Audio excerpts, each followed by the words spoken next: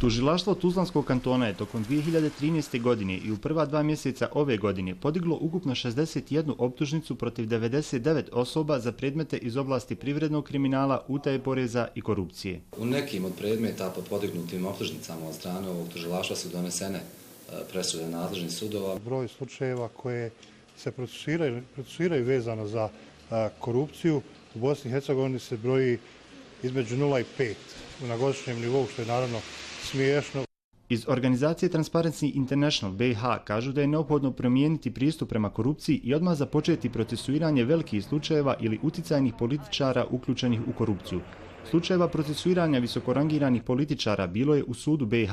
Poznati su slučajevi Lijanović i drugi, Čović i Bičakčić, Mladen Ivanić i drugi, ali nijedan nije završio pravosnažnom osuđujućom presudom. Ono što vidimo je da se na pravosuđe vrši veliki politički pritisak, s tim tako da se korupcija ne procesuira. Sad, da li to možemo zvati, da li ima koruptivnih elemenata ili je to zaista samo politički pritisak, u to ne bi želio da ulazim jer to je nemoguće ocijeniti. Kako nijedna oblast u društvu nije imuna na korupciju, tako nije ni pravosuđe. To uništava pravni mehanizam koji bi trebao da služi za zaštitu građana i poretka u državi.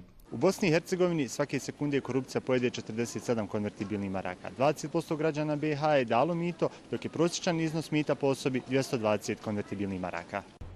Činjenica da korupcija u Europskoj uniji godišnje odnese novca koliki je i njezin godišnji budžet poseban je razlog za sistemsku borbu protiv nje u Uniji. Upravo takav se pristup očekuje i od zemalja koje žele postati njene članice.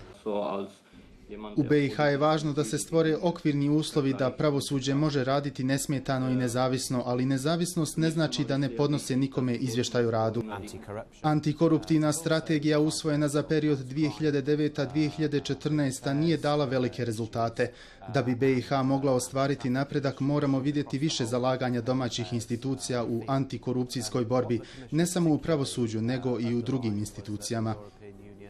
A da je pred Bosnom i Hercegovinom mnogo posla u borbi protiv korupcije pokazuju podaci međunarodnih institucija i organizacija koje nas u svojim izvještajima o korupciji u svijetu redovno svrstavaju u najnerazvijenije afričke zemlje u kojima je korupcija izrazito prisutna.